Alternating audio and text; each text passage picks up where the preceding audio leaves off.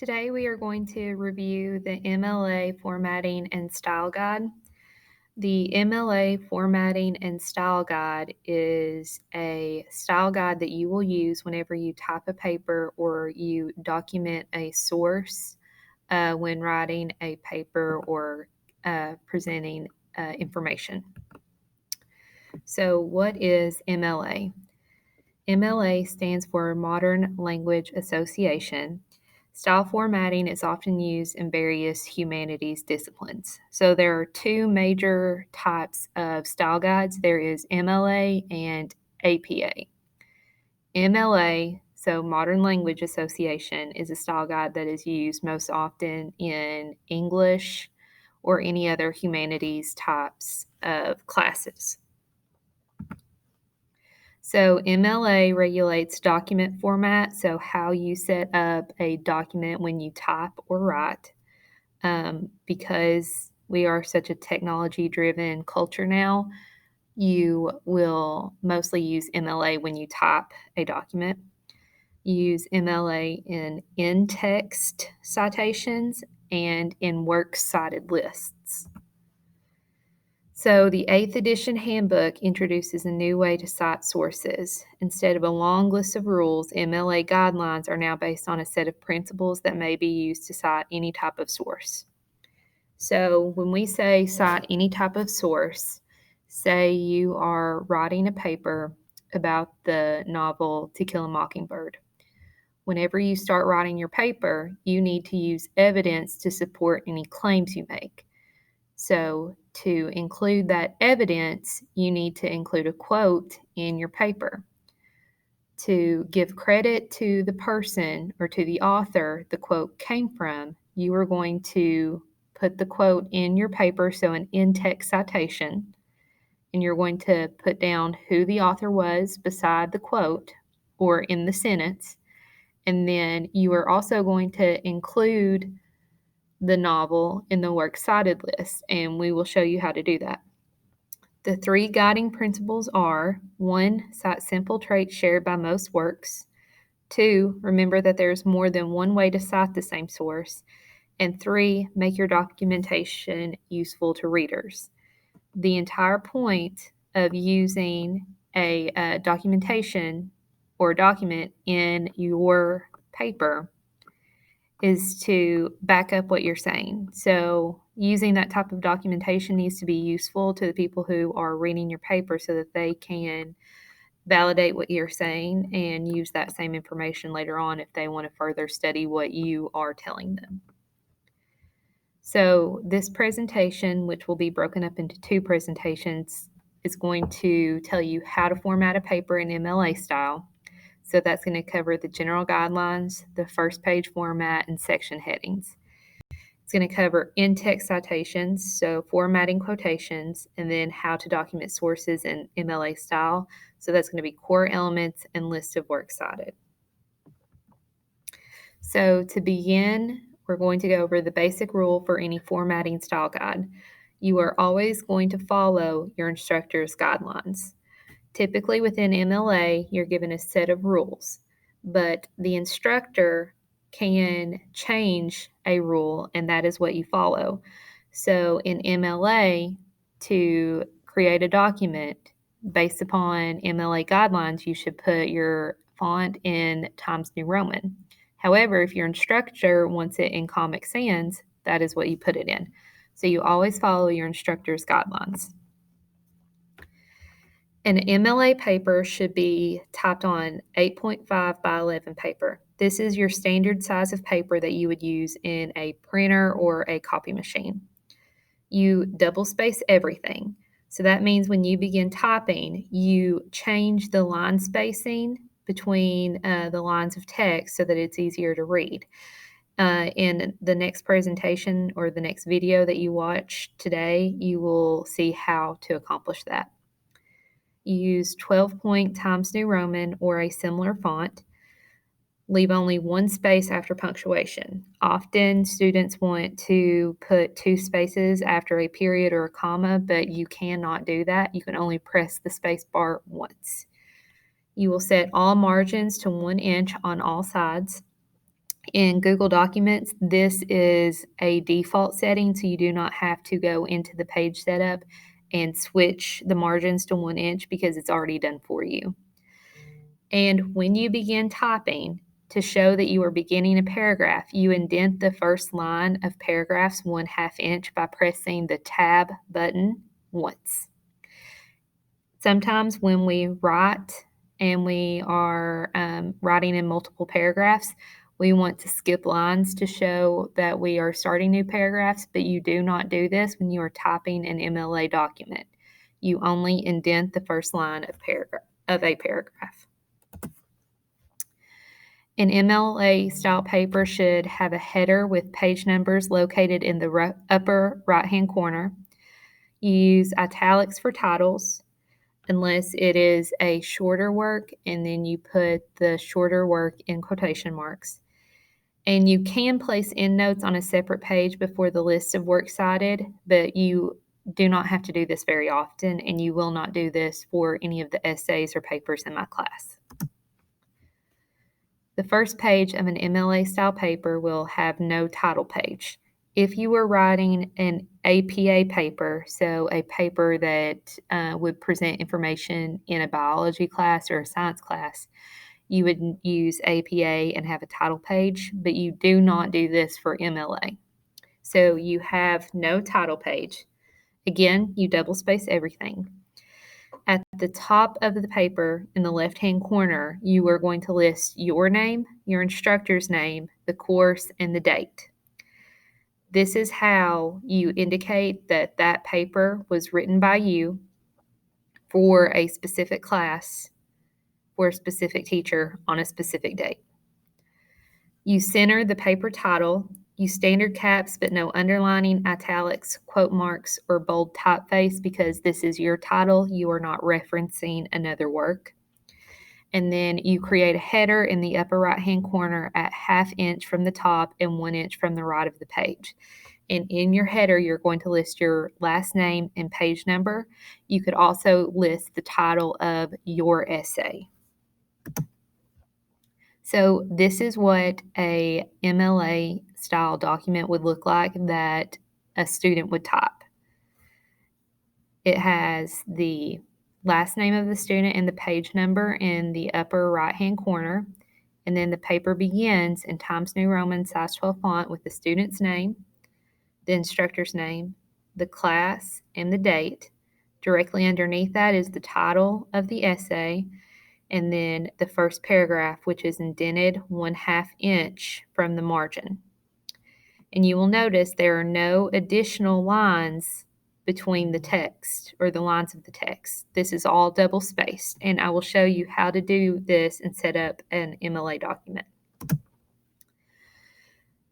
Section headings are generally optional. In this class, you will not use any section headings, so we are not going to review this today. We will also cover in-text citations. An in-text citation is a brief reference in your text that indicates the source you consulted. So if you were writing a paper and you were talking about To Kill a Mockingbird and you wanted to reference a quote in the book to use as evidence, you would use an in-text citation and include that quote in a paragraph. It should direct readers to the entry in your works cited list for that source. It should be unobtrusive. It should provide the citation information without interrupting your own text. So an in-text citation is included in a sentence in your paragraph. And in general, the in-text citation will be the author's last name or abbreviated title with the page number enclosed in parentheses. So again, you want to include in-text citations when you want to provide evidence in your paper. So if I were writing about To Kill a Mockingbird and I wanted to use a quote from page 32, I would introduce the quote in my paragraph, put the quote in quotation marks, and write it down exactly as it appears in the text. And I would want to indicate where the quote came from. So for my in-text citation, I would list the last name of the author and the page number. So here's an example. Wordsworth stated that romantic poetry was marked by a spontaneous overflow of powerful feelings on page 263, which is indicated in the parentheses. Romantic poetry is characterized by the spontaneous overflow of powerful feelings. Wordsworth, page 263. Wordsworth extensively explored the role of emotion in the creative process, page 263. So in this paragraph, you see several in-text citations. In the first sentence, the quote is introduced by saying, Wordsworth stated that romantic poetry was marked by a spontaneous overflow of powerful feelings. So in the sentence, we already know that Wordsworth is the author. This is the person that stated this quote. And in quotation marks, we have the exact quote that Wordsworth stated from the text that this came from. Because the author of this paper indicated that the quote came from Wordsworth in the beginning of the sentence, in the parentheses, we only need to put the page number in which this quote was found. In this next example, it states, romantic poetry is characterized by the spontaneous overflow of powerful feelings. In this sentence, the author does not indicate where this quote came from, but they are telling us what the quote is about, which is romantic poetry and how it's characterized. But because they don't state that Wordsworth is the person who stated this quote in the sentence, we have to put down the author's name in parentheses. So in parentheses, to give proper credit, we're going to put Wordsworth and the page number. So the difference between this first sentence and this second sentence is that the author of the essay told you where this quote came from in the sentence and only had to put the page number in the parentheses. And in the second sentence, the author just told you what the quote was about, so we had to put down the author of the quote in the parentheses here. Lastly, it says Wordsworth extensively explored the role of emotion in the creative process. This last sentence does not include a quote, but it's a paraphrase of what the information is telling us. So in this paraphrase of information, the author is telling us who the idea came from in the sentence. So we know it's from Wordsworth. So all we need to put in the parentheses is the page number. So in the works cited entry at the bottom or in the last page, this is what the works cited would look like.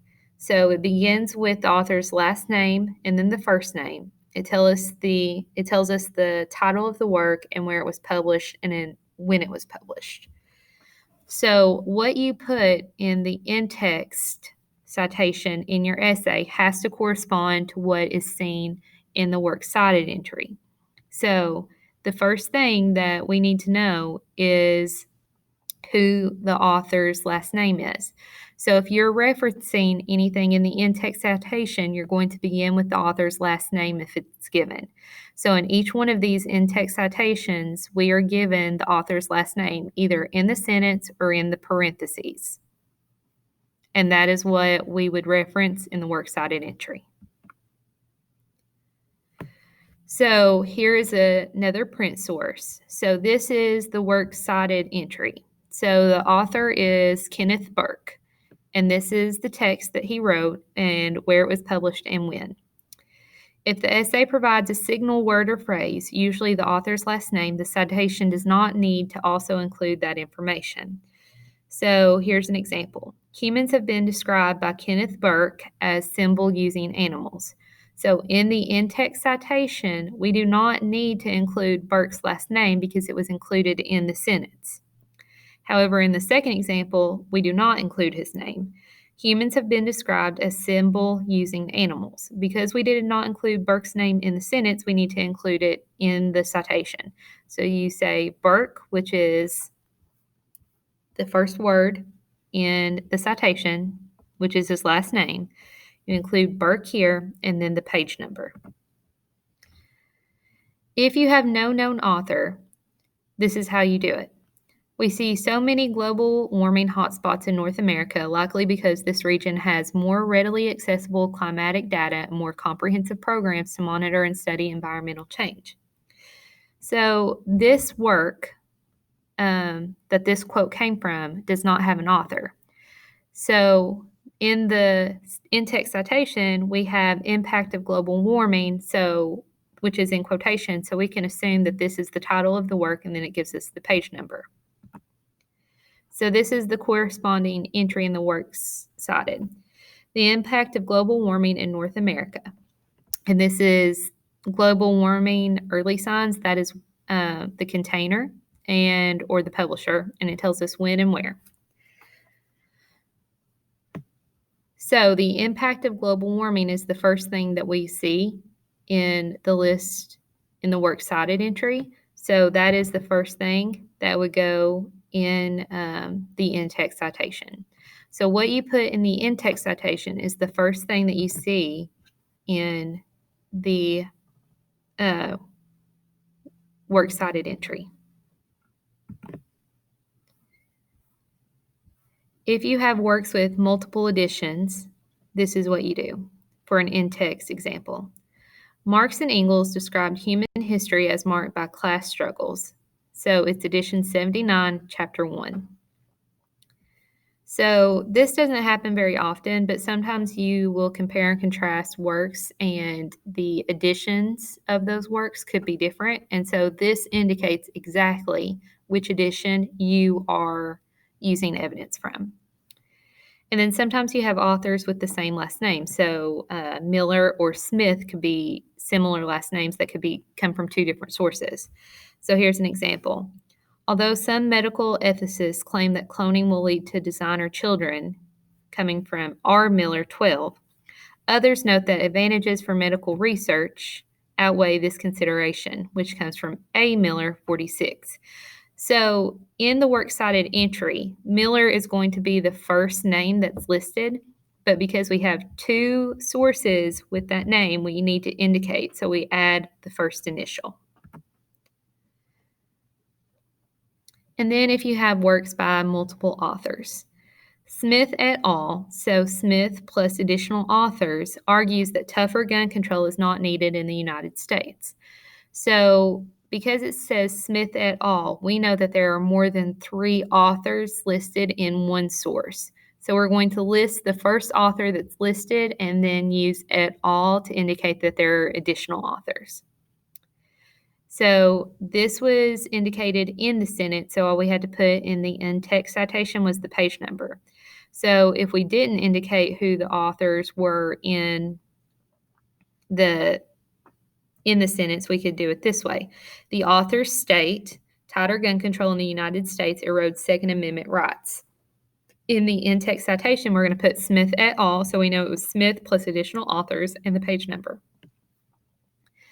And then if you had only 2 authors, you could do this because you use et al. If there are more than 3. So a 2016 study suggests that stricter gun control in the United States will significantly prevent accidental shootings. So Strong and Ellis, the 2 authors of this source, are indicated in the in-text citation and the page number. They also could have said, Strong and Ellis suggests in a 2016 study that stricter gun control in the United States will significantly prevent accidental shootings, and then only in parentheses put 23. So if you only have 2 authors, you need to indicate both. But if you have more than 3, you can use the first author that's listed and then put et al. So if you have multiple works by the same author, you can do it this way. Leitner has argued that computers are not useful tools for small children. Too soon, page 38. Though he has acknowledged elsewhere that early exposure to computer games does lead to better small motor skill development in a child's 2nd and 3rd year, which comes from Hand-Eye Development 17. So in this in-text citation, or these 2 in-text citations, we do have the author listed in the sentence, which is Leitner. So all we need to do, because our sentence indicates 2 pieces of literature or 2 sources, We only have to list the titles of each source because the author was already listed. So we only needed to put too soon and hand-eye development. However, if we didn't indicate the author in a sentence, then we would need to do so in the works or in the in-text citation. So it says visual studies, because it is such a new discipline, may be too easy. In this sentence, you have Elkins Visual Studies 63. This sentence doesn't indicate two different sources, but because there are two different sources listed in our works cited entry, we need to list who the author is and then which source we're coming from, because there would be another source by Elkins. So in the in-text citation, we have Elkins and then the source and then the page number. You can cite multi-volume works. Here's an example if you ever use that, and then this is what it looks like if you cite the Bible. So Ezekiel saw what seemed to be 4 living creatures, each with the faces of a man, a lion, an ox, and an eagle. We know that the author of the Bible ultimately is God, and then other authors such as Luke, Paul, John, etc. But we need to know the version of the Bible. So the version of this Bible is New Jerusalem Bible. It gives us the book in which this quote comes from, so Ezekiel, the chapter, and then the verses. You could cite indirect sources. So Ratfitch argues that high schools are pressured to act as social service centers, and they don't do that well. So this is quoted in Wiseman on page 259. So this is an indirect source, and it comes from Wiseman. And then you could have multiple citations. Romeo and Juliet presents an opposition between two worlds, the world of the everyday and the world of romance. Although the two lovers are part of the world of romance, their language of love nevertheless becomes fully responsive to the tang of actuality. So these are two quotes in one sentence, but it comes from the same source. So we list the author's last name, and then we list both page numbers in order of which we quoted it. So the world of the everyday and the world of romance comes from page 138, and the second quote comes from page 141.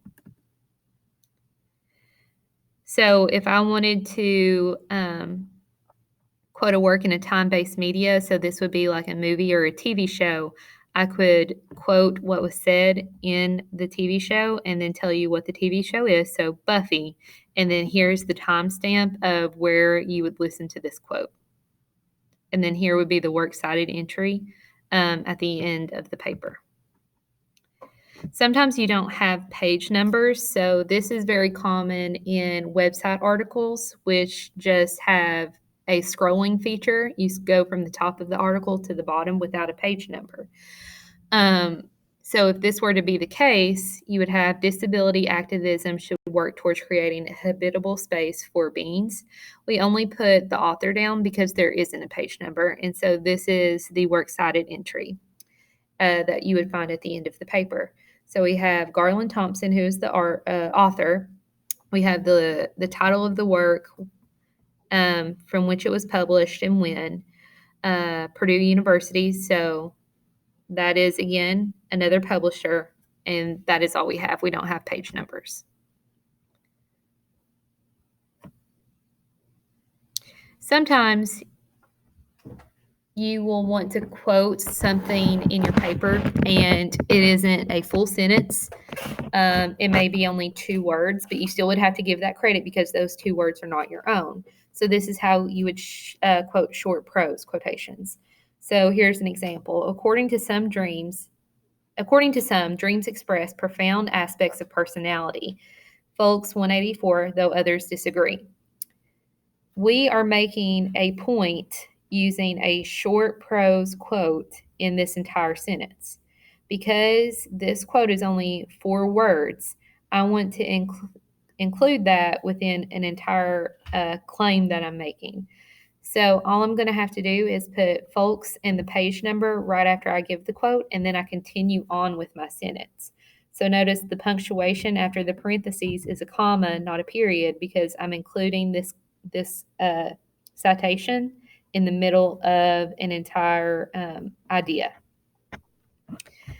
According to Folk's study, dreams may express profound aspects of personality.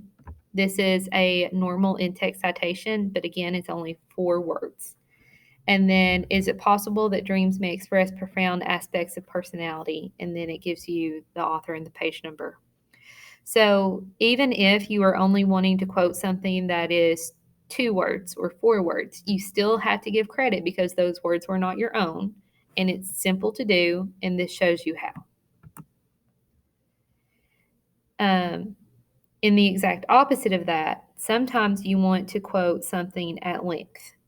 And say you were quoting something from Romeo and Juliet, specifically from the soliloquy. Those are multiple lines of dialogue, and you would want to include 4 or more lines in your evidence. Well, if you quote anything that is 4 or more lines, you need to put it into a block quote, and this is how you do that. Nellie Dean treats Heathcliff poorly and dehumanizes him throughout her narration. So if I want to include a block quote, so something that's more than 3 lines long, 4 or more lines, I am going to do it differently than how I would quote just one sentence that's 3 lines or less. So to introduce a block quote, I'm going to state something that could stand as a complete thought, so a complete sentence. Nellie Dean treats Heathcliff poorly and dehumanizes him throughout her narration. That is a complete sentence. So I can use a colon to introduce the rest of the quote. And just as a side note, you can only use a colon or a semicolon in place of a period. You can't use it to just list something without a complete sentence going in front of the colon. So this is a complete sentence, and I put the quote colon here to introduce the entire quote. They entirely refused to have it in bed with them or even in their room, and I had no more sense, so I put it on the landing of the stairs, hoping it would be gone on the morrow. By chance, or else attracted by hearing his voice, it crept to Mr. Earnshaw's door, and there he found it on quitting his chamber. Inquiries were made as to how it got there. I was obliged to confess, and in recompense for my cowardice and inhumanity was sent out of the house. So from here to here, you have a quote that is 4 or more lines. Look at this for 1 minute, or less than a minute, and think about what is different about this quote from the other quotes that you have used or looked at previously.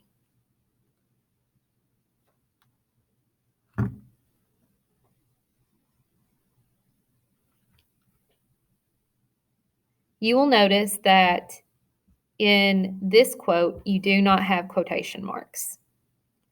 Typically, in an in-text citation, you include quotation marks around something to indicate that these words are not your own, but you do this when what you are quoting is 3 lines or less. Because this quote is 4 or more lines, you are indicating that these lines are quoted or not your own by introducing the quote using a sentence and a colon. In the essay that you would be putting this into, you would actually go right here and put your cursor in front of they and click, and you would hit tab twice, and this entire quote would actually begin right here. So the formatting of the quote would look a little bit different, and that would give it more indication. But we also know that this is a quote because right here it gives us the author's last name and the page on which it was found, indicating that this material right here came from a source. So if you ever want to quote something with 4 or more lines, you will put this into a block quote and you will introduce it with a complete sentence and a colon. Then you will put the words down exactly as they appear in the text and then use your in-text citation. If you are quoting poetry, it would look different. Properzia Rossi tells the statue that it will be a container for her feelings. The bright work glows beneath my hand unfolding as a rose. Lines 31 through 32. So we are only given the line numbers in the in-text citation because the author is listed in the sentence. And then we know that this is more than one line of poetry because there is a slash mark between the two lines. So if you're doing a line of poetry, or if you're quoting more than one line of poetry, you indicate the break in the lines by including a slash mark. So in The Thorn, Wordsworth's narrator locates feelings of horror in the landscape. The little babe was buried there, slash, beneath the hill of moss so fair, slash, I've heard the scarlet moss is red. So these are different line numbers, and it indicates that where there are two slashes right here, this begins a new stanza. So you use block quotations for four or more lines of poetry, and if the poem is formatted in an unusual way, reproduce the unique formatting as accurately as possible. Every once in a while, when you are quoting something, you would want to naturally add words or delete words in order to make the sentence make more sense. Because whenever you include a quote into your paper, it still has to be used in such a way that it follows correct grammar rules. So if it would make more sense to add words or to delete words, you could do that if you indicate it using a specific rule. So Jan Harold Brunband, in an essay on urban legends, states, some individuals who retell urban legends make a point of learning every rumor or tale. Page 78. We only put the page number because the author was listed. And what is in the brackets are words that are not in the original quote. These words that are in the bracket actually come from the author, Jan Harold Brunband. She included this to make her point more logical. So in a quote, if you wanted to add a small thought, you could if you wanted to include brackets. Now, if you wanted to change the entirety of the quote, then you need to either choose another quote or paraphrase and still indicate that the idea was not your own by indicating who the author was and from what page the idea came from. But if you want to add a small section or add a few words, you can do so as long as you indicate that they are your own in the bracket. If you wanted to omit words, you could by using an ellipses, which is 3 dots.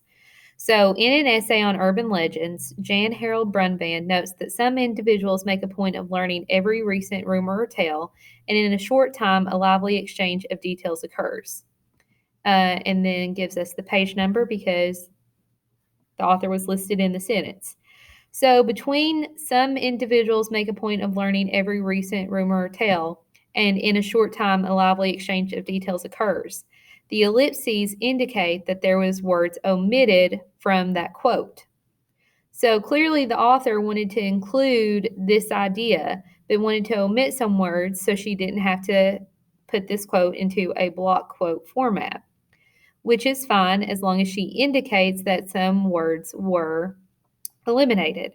So she did that using the ellipses, and this entire sentence is still grammatically correct. And we will stop there today.